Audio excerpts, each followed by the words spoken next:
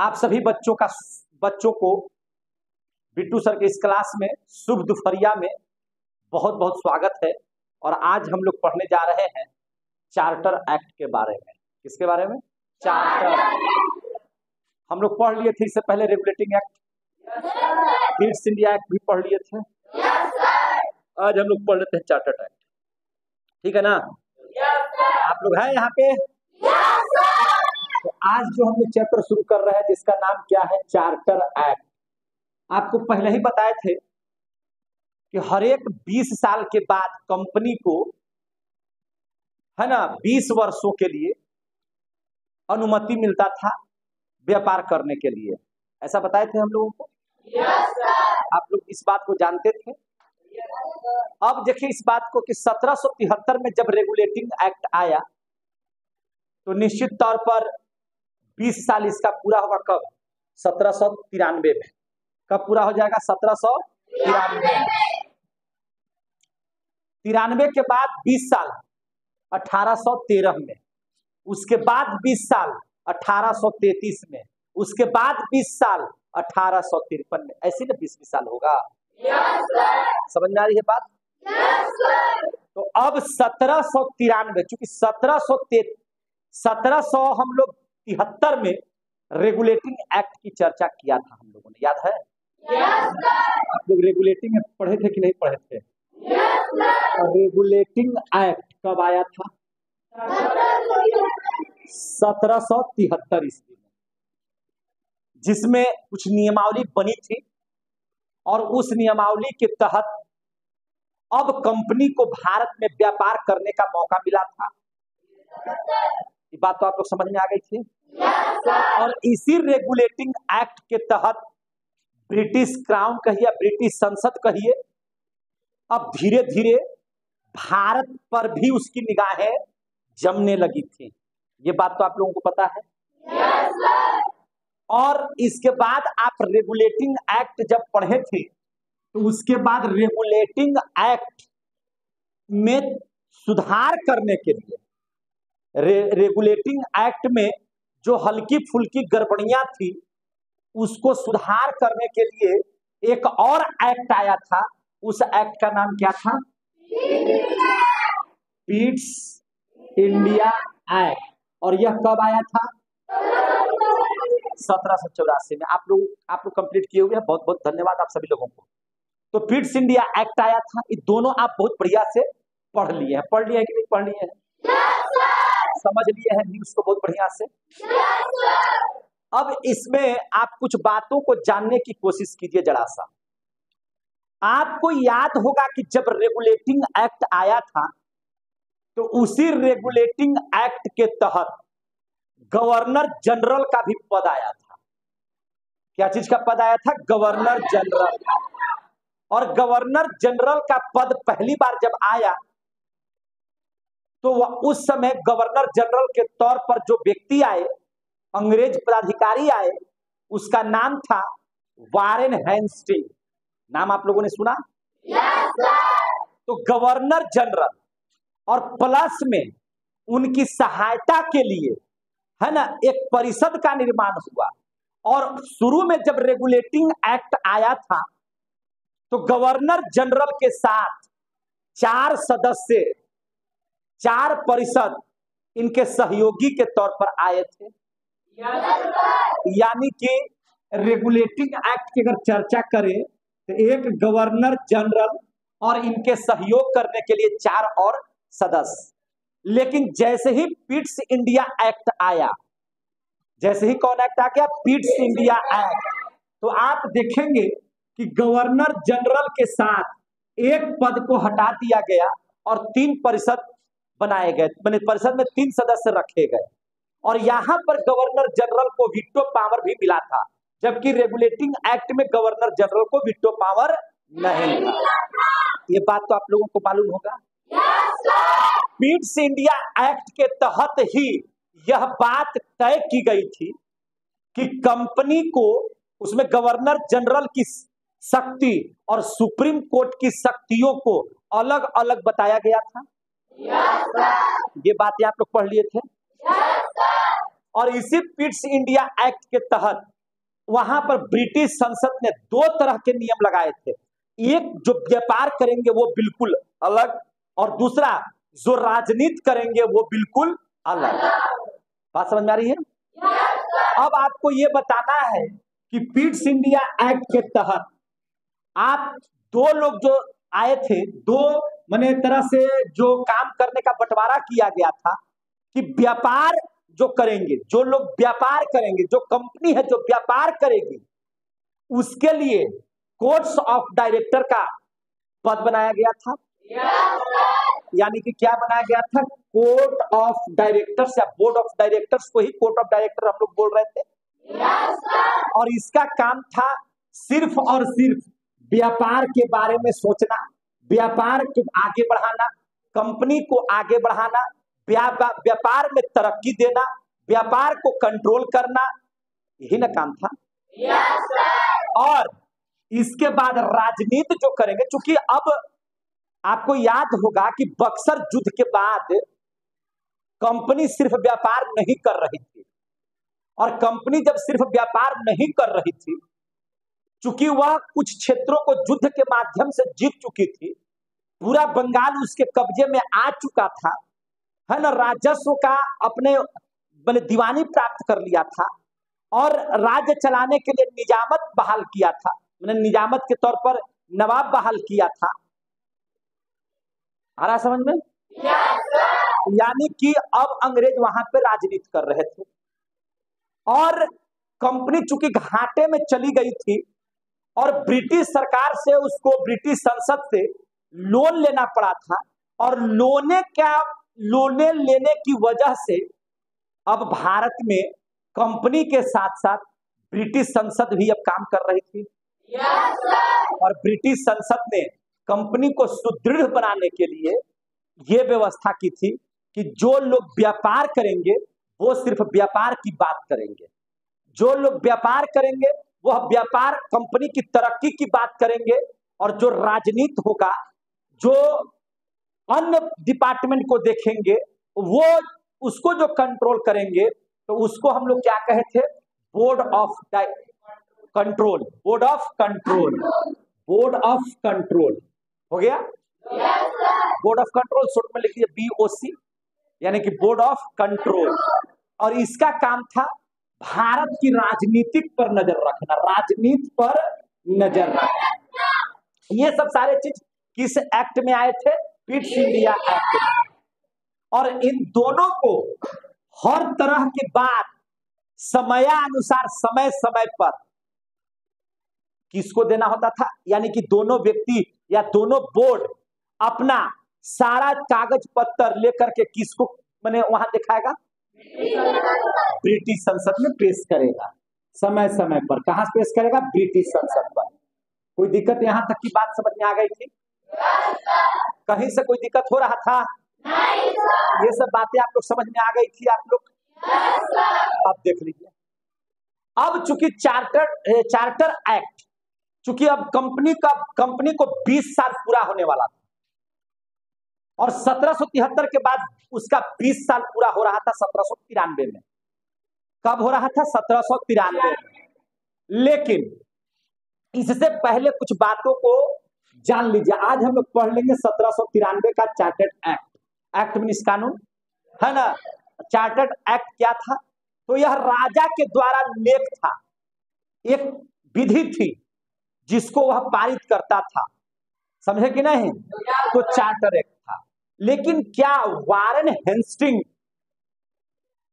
जिंदगी भर के लिए गवर्नर जनरल बनकर के रह गया था? नहीं। अब चूंकि भारत में पहली बार वारेन हेस्टिंग के बाद एक व्यक्ति और गवर्नर जनरल बनकर के आ रहा है, जिसका नाम है लॉर्ड कॉर्नवालिस। क्या नाम है? Lord Cornwallis. और यह आ जाता है 1786 में। कब आ जाता है भारत? 1786 में। ब्रिटिश संसद के द्वारा यह तय किया जाता है कि अब लॉर्ड कॉर्नवालिस को भारत का, या मैंने कह सकते हैं कि बंगाल का गवर्नर जनरल बना करके भेजा जाए, ताकि कंपनी या वहां पर हमारा राजनीति का विस्तार हो चुकी। इस बात को याद रखिए कि 1776 में जब अमेरिका ब्रिटेन के हाथों से निकल गया था, तो किसी भी स्थिति में ब्रिटेन अब नहीं चाह रहा था कि हम ऐसी कोई गलती करें कि भारत भी हमारे हाथों से निकल जाए। यह इस बात को बहुत बड़ी बात थी ब्रिटेन के लिए, और इस बात का उसको हमेशा डर रहता था।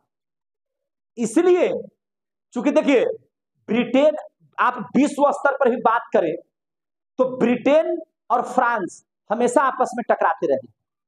चूंकि नेपोलियन जो था वो अच्छे कार्य से पूरे यूरोप के अन्य है ना क्षेत्रों को वह जीत रहा था, और ब्रिटेन इस ताक में था कि हमारी कोई ऐसी भूल ना हो जाए कि जिस तरह से अमेरिका मेरे हाथ से निकल गया उसी तरह से भारत भी मेरे हाथ से निकल जाए। और व्यापार करने के लिए, पैसा कमाने के लिए ब्रिटेन के पास मात्र एक जगह बचा था, और वह था भारत, एशिया महादेश में। बात समझ में आ रही थी? क्योंकि आगे के क्लास में हम इस बात को भी रखेंगे कि देखिए ब्रिटेन चाहता तो यूरोप के देशों में भी व्यापार कर सकता था, लेकिन नेपोलियन उसको छक्का छुड़ा दिया था। उसने ऐसा आदेश पारित कर दिया था कि ब्रिटेन की बनी हुई कोई चीज पूरे यूरोप में नहीं बिकेगी। समझे कि नहीं? तो पूरा माल तो ब्रिटेन में जो तैयार हो रहा था तो सड़ जाता ना, सब बर्बाद हो जाता ना, सब वहां के व्यापारी तो मर न जाते। क्योंकि वह व्यापार तो अमेरिका से करता था, और अमेरिका अब ब्रिटेन का गुलाम नहीं है। अमेरिका अब स्वतंत्र हो चुका है, और अमेरिका में ब्रिटेन को मना कर दिया गया है स्वतंत्रता प्राप्ति के बाद कि आप व्यापार नहीं कर सकते हैं, आप व्यापार वहां नहीं कर सकते हैं। यह बात तय हो गई। आ रहा समझ में? तो पूरा ब्रिटेन की नजर कहाँ है? भारत पर। कहाँ है? भारत पर। पूरा ब्रिटेन की नजर कहाँ है? भारत। और इसी भारत को अच्छे से कंट्रोल करने के लिए अब जो नए गवर्नर जनरल के तौर पर जो व्यक्ति आ रहा था अंग्रेज पदाधिकारी बन करके, उसका नाम था लॉर्ड कॉर्नवालिस। और लॉर्ड कॉर्नवालिस को इसलिए भेजा जा रहा था ताकि वह अमेरिका के शासन के दौरान, है ना, लॉर्ड कॉर्नवालिस ने वहां पर अच्छा काम ब्रिटेन के लिए किया था, तो उसको, और वहां पर अमेरिका में वह प्रधान सेनापति के पद पर था। वह किस पद पर था? प्रधान सेनापति के पद पर। तो प्रधान सेनापति के पद पर रहने के बावजूद उसको बहुत ज्यादा अनुभव था कि किसी देश को चलाने के लिए, या जो देश पर हम कब्जा किए हुए हैं या जिस क्षेत्र पर कब्जा किए हुए हैं उस क्षेत्र को कैसे संचालित किया जाए बढ़िया से, इस बात को लॉर्ड कॉर्नवालिस को बहुत अच्छे तरीकों से पता था। और यही कारण था कि लॉर्ड कॉर्नवालिस अब कहां आने वाला था? भारत में। और क्या बनकर के आ रहा था? Governor general. किसके बाद? वारेन हेस्टिंग के बाद। आ गया? क्लियर हो गया? कहीं से कोई दिक्कत है तो हमको समझा दीजिए कि हाँ सर यह दिक्कत हो रहा है। कोई दिक्कत यहाँ तक हुआ?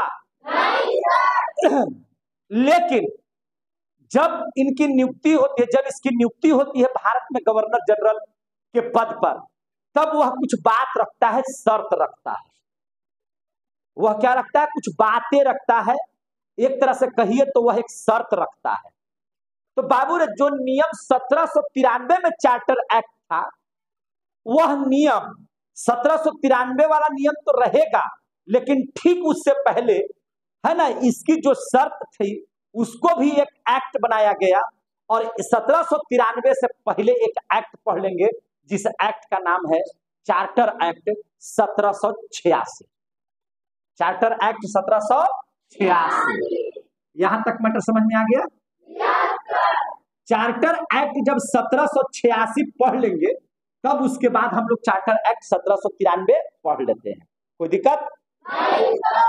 तो अब जैसे देखिए, इसने कहा लॉर्ड कॉर्नवालिस ने कि देखिए हम गवर्नर जनरल बनेंगे, लेकिन मेरी कुछ बातें हैं उसको आप सुन लीजिए। उसने कहा कि गवर्नर जनरल को जो पावर है, वह गवर्नर जनरल का पावर में हम कोई छेड़छाड़ नहीं करना चाहते। जो उसके पावर है, उसको पावर निहित है, वो पावर अपना यूज करेगा। लेकिन हम चाहते हैं कि अलग से आपने जो एक और पद बनाया है प्रधान सेनापति का, इस प्रधान सेनापति का जो पावर है वह पावर गवर्नर जनरल को ही दे दिया जाए। हमको किसी भी तरह का निर्णय लेने के लिए प्रधान सेनापति के पास कोई बात नहीं करना है। वो जो निर्णय हम लेंगे वही निर्णय कायम हो जाए, ऐसा प्रावधान कीजिए, ताकि परेशानी से भी बचना है और हम लोगों को वहां पर अपने आतंक के साथ व्यापार को भी आगे बढ़ाना है, राजस्व वसूलने के साथ साथ। समझ में आ रही है बात? इसलिए प्रधान सेनापति के पद को मर्ज कर दिया जाए गवर्नर जनरल के, है ना, प्रधान सेनापति का पावर को मर्ज कर दिया जाए गवर्नर जनरल के पावर में, यानी कि गवर्नर जनरल है और प्रधान सेनापति का भी पावर किसके पास रहेगा? गवर्नर जनरल के पास रहेगा। यानी कि इन दोनों की शक्तियों को मिला करके ही गवर्नर जनरल बनाया गया। किस कब? 1786 में। अब यहां पर प्रधान सेनापति का कोई पद नहीं रह गया। आ गया समझ में? प्रधान सेनापति का कोई पद नहीं रह गया, चूंकि यह एक नियम के जैसा बदलाव हो गया, इसीलिए इसको चार्टर एक्ट 1786 हम लोग बोलते हैं। आ गया समझ में? साथ ही एक और पद इसको मिल गया, एक और पावर मिल गया। किसको? गवर्नर जनरल को, लॉर्ड कॉर्नवालिस को। क्या मिल गया? कि गवर्नर जनरल, याद रखिएगा, गवर्नर जनरल अपने परिषद के निर्णय को,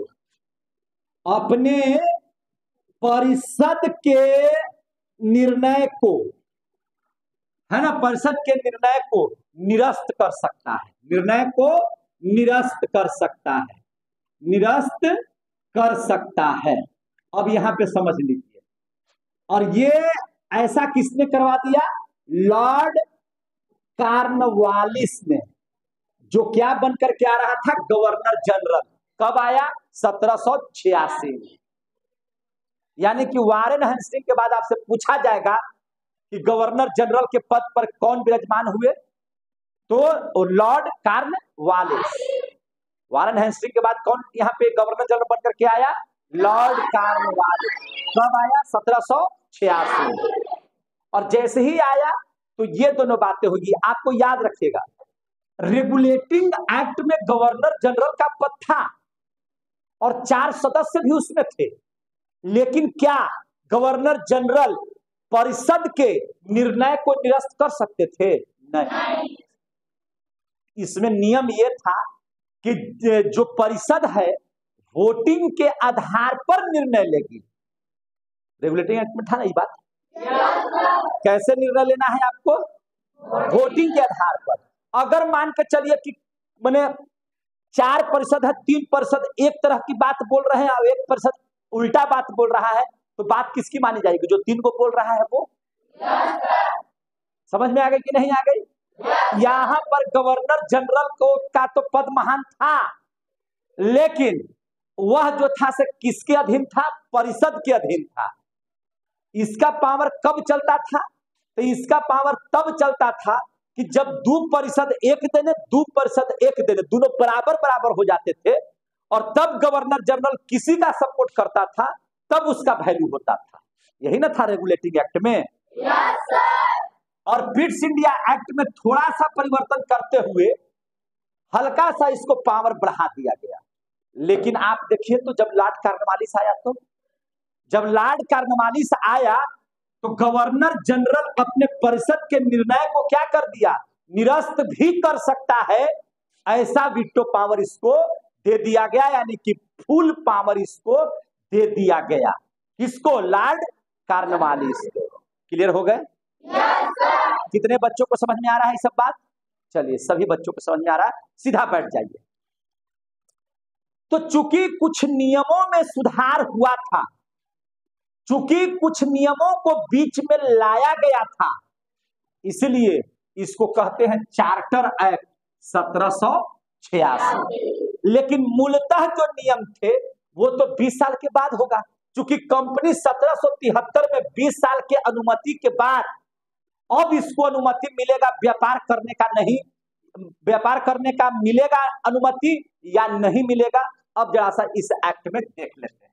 अब हम लोग जरा सा पढ़ लेते हैं चार्टर एक्ट 1793। यहां तक का तो मैटर समझ में आ गया? अब हमको बताइए कि गवर्नर जनरल अब कौन है बंगाल में? Lord Cornwallis. चलिए अब देखिए चार्टर्ड एक्ट 1793। अब कंपनी 20 साल अपना पूरा कर लिया और जैसे ही 20 साल पूरा कर लिया तो भाई अब इसको अनुमति मिलना चाहिए तभी ना आगे व्यापार करेगा। तो चार्टर एक्ट के तहत कंपनी को पुनः एक बार फिर से 20 वर्षों के लिए कार्यकाल बढ़ा दिया गया। तो सबसे पहला नियम पारित हुआ कि 20 वर्ष के लिए कंपनी का कार्यकाल बढ़ा, कंपनी का कार्यकाल बढ़ा दिया गया। कंपनी को पुनः 20 साल व्यापार करने के लिए एकाधिकार, कंपनी एकाधिकार का मतलब कि सिर्फ ब्रिटेन की यही कंपनी भारत में व्यापार करेगी, दूसरी कंपनी भारत में व्यापार नहीं करेगी। हालांकि एक बात यहां पे इस बात को समझिए और ये क्वेश्चन भी है, ये क्वेश्चन ये है कि ये कंपनी के माध्यम से यहां पर व्यापार हो रहा है या समझ सकिए तो भारत पर शासन हो रहा है ब्रिटिश संसद का, इसकी क्या वजह है? हालांकि ब्रिटेन जो है, ब्रिटेन से बहुत बड़ा देश भारत है, क्षेत्रफल की भी दृष्टि से और जनसंख्या की भी दृष्टि से। आ रहा समझ में? ये सबसे बड़ा विडंबना नहीं कह सकते हैं, ये सबसे बड़ी बात है कि आखिर डायरेक्ट कंपनी किसी बात को लेकर के या कंपनी यहां पर ऑल इन ऑल क्यों है? यहां पर तो चाहती तो ब्रिटिश सरकार ही ऑल इन ऑल बन जाती। लेकिन इस बात को ध्यान में देखिए, ध्यान में रखिए, चूंकि शुरू जब यहां पर व्यापार करने आई थी तो कंपनी व्यापार करने आई थी और कंपनी जब व्यापार करने आई थी तो उसको अभी व्यापार करते करते जब 1600 से आप 1793 की बात कीजिएगा तो लगभग वह 200 साल तक यहाँ के बारे में हर एक चीजों को वो जान रहे थे। लेकिन ब्रिटिश क्राउन, ब्रिटिश संसद इंटरफेयर कब करती है? वो तो करती है रेगुलेटिंग एक्ट से। जब लोन मांगता है, जब कंपनी लोन मांग रहा है ब्रिटिश संसद से, तब ना ब्रिटिश संसद का ध्यान आता है भारत पर। इसके पहले कोई ध्यान था? इसके पहले तो बढ़िया से बैठो, इसके पहले तो सिर्फ कंपनी यहाँ व्यापार कर रही थी और कंपनी युद्ध लड़ती थी, कंपनी हर बात का निर्णय लेती थी, कंपनी ही सब कुछ कर रही थी। ये तो लोन लेने की बात का प्रस्ताव जैसे ही ब्रिटिश संसद में रखाया तो ब्रिटिश संसद भी भारत की तरफ देखना शुरू कर दिया। आ रहा है समझ में? तो ब्रिटिश सरकार के पास 1773 में जब इंटरफेयर किया तो 20 साल में उसको क्या जान रहा था कि भारत के बारे में कुछ बात जान रहा था? नहीं।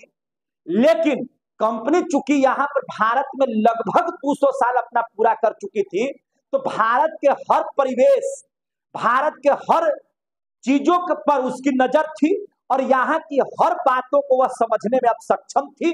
उसके पास अनुभव था, उसके पास जो है से लोगों को तार्किक जवाब देने के लिए बातें थी। व्यापार के साथ साथ वह लोगों की यहाँ की स्थिति को भली भांति जान रही थी।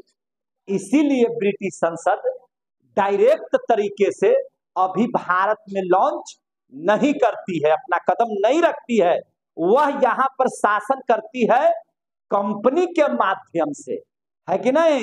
वह सीधे सीधे तौर पर कंपनी को हटा करके सीधे भारत पर नहीं आता है। इसकी वजह यही है कि अभी वह है ना कंपनी के माध्यम से भारत को जानेगा और 1858 में समय आएगा जब कंपनी को हटा देगा और सीधा सीधी भारत पर शासन हो जाएगा ब्रिटिश संसद का, ब्रिटिश है ना, क्राउन का माने राजा रानी जितना भी है सबका डायरेक्ट शासन हो जाएगा। अभी नहीं हुआ है इसके बारे में समझ में आ गया सबों को।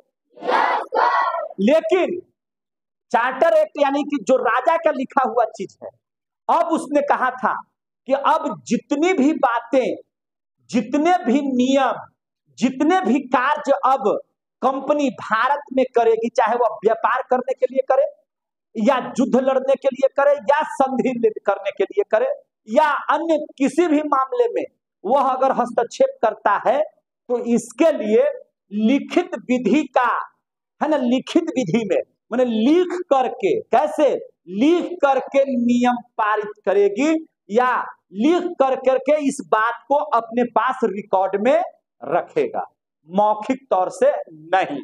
जबकि इस एक्ट से पहले, इस एक्ट यानी कि 1793 से पहले जो भी बातें होती थी वह संपूर्ण बातें लिखित तौर पर नहीं होती थी बल्कि मौखिक तौर पर होती थी, है कि नहीं, बोल दिया गया वही कानून था।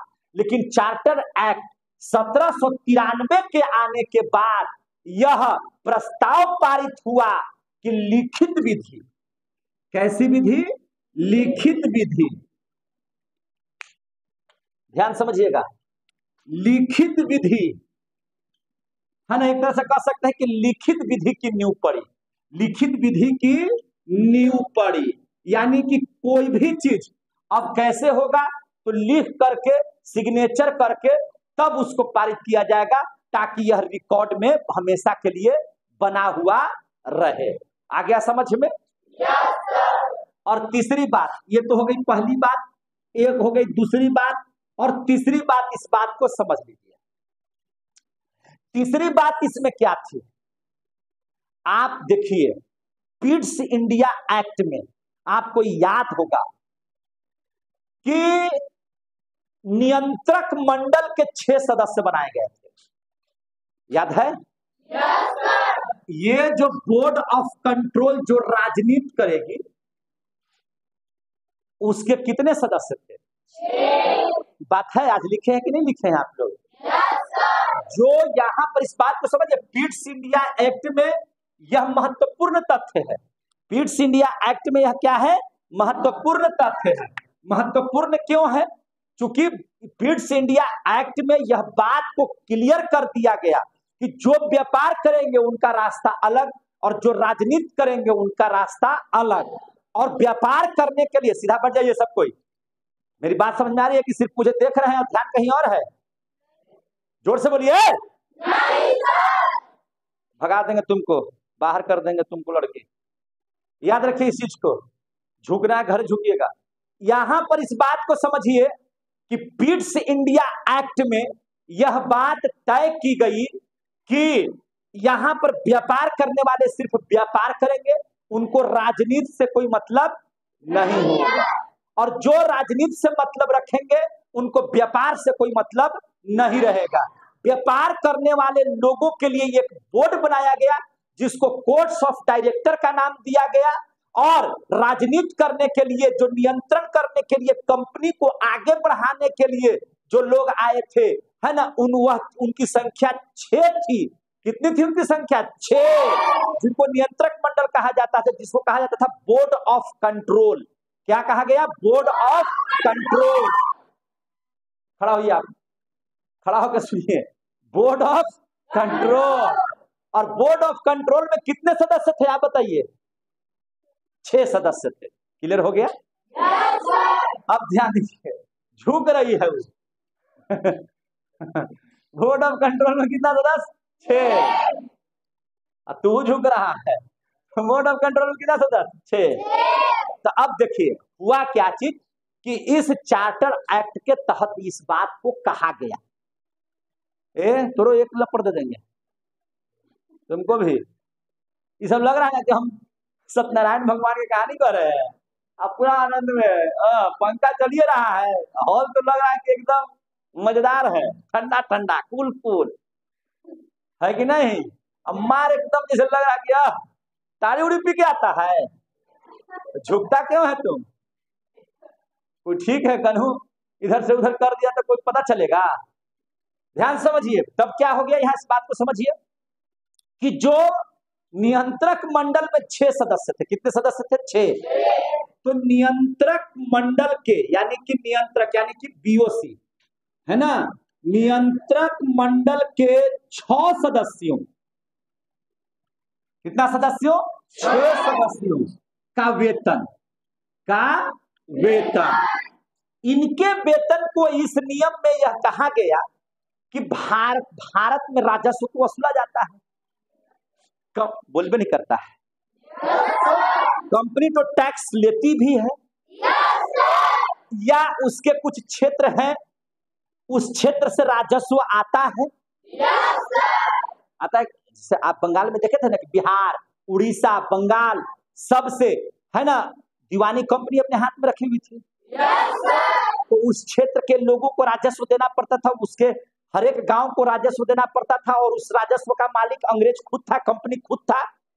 तो यही बात तय किया गया कि नियंत्रक मंडल में जो 6 सदस्य हैं, जो कंपनी के बढ़ोतरी के लिए, कंपनी के कठिनाइयों को दूर करने के लिए, भारत में राजनीतिक बातों पर हिस्सा लेने के लिए जो आए हैं, ये जो 6 ऑफिसर या 6 सदस्य जो हैं, इनका जो वेतन होगा, भारत में जो राजस्व वसूला हो जाता है उसी भारतीय राजस्व से दिया जाएगा। समझ में आ गई बात? तो इनका वेतन कहां से होगा? भारतीय राजस्व, कहां से होगा? भारतीय राजस्व से दिया जाएगा, दिया जाएगा। बाकियों का जो वेतन होता था वो कंपनी देती थी वेतन, लेकिन इन 6 सदस्यों का जो वेतन होगा वह वेतन भारतीय राजस्व से दिया जाएगा, जो कर वसूल करके आएगा, है ना, जो आएगा इनका ख्याल रखने के लिए, इनका हर तरह से है ना समाधान के लिए इनको वेतन कहां से दिया जाएगा? भारतीय राजस्व से दिया जाएगा। ये कुछ नियम पारित किए गए किसमें? चार्टर्ड एक्ट 1793 में। समझ में आ गई बात?